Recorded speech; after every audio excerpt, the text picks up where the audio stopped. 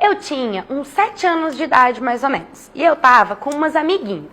E eu lembro que uma amiguinha começou a contar pra gente que o pai dela não era pai biológico. E na hora, eu nem entendia o que era pai biológico ou não, fiquei um pouco assim, e falei pra ela assim, ué, você tá querendo me dizer que o seu pai não é seu pai? E na hora ela virou pra mim e falou assim, e nem o seu também é seu pai.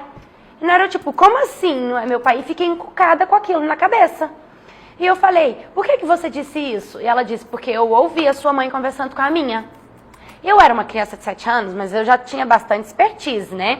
E eu cheguei numa tia, que eu sou apaixonada nessa tia, ela é muito próxima de mim. E perguntei pra ela, tia, você sabe se o meu pai é meu pai de verdade? E na hora, minha tia falou assim, olha, você tem que conversar com a sua mãe.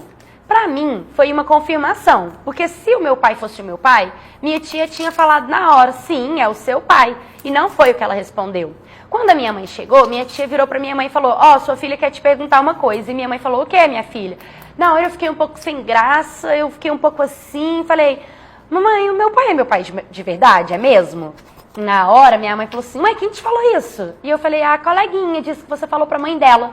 E minha mãe virou as costas e saiu, e também não me confirmou se era ou se não era. E mais uma vez, pra mim, era uma confirmação, porque se fosse, ela tinha falado que era.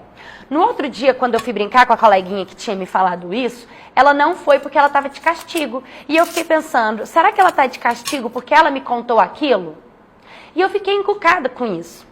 Até que um dia minha mãe saiu para trabalhar e eu estava em casa.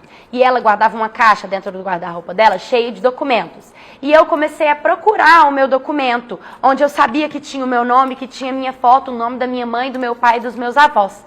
E eu peguei a minha certidão de nascimento. E quando eu olhei a certidão de nascimento, não tinha o nome do meu pai. E eu fiquei muito confusa e ninguém me contou nada. E quando eu fui falar com minha mãe disse para eu tirar isso da cabeça, que isso não era verdade. E eu fiquei encucada com aquilo. Eu comecei a sofrer, eu comecei a ficar abalada, eu comecei a ficar com dúvida de quem era eu. Isso me fez muito mal porque eu só era uma criança. E aí o tempo foi passando.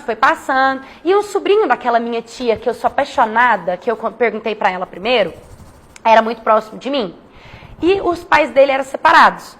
E um dia, a mãe dele foi buscar ele na casa da minha tia e me viu. E ela falou assim, nossa, você tem os traços de uma raça, mas a sua cor, seu cabelo é de outra raça, sabe? Parece que você é uma mistura bem linda.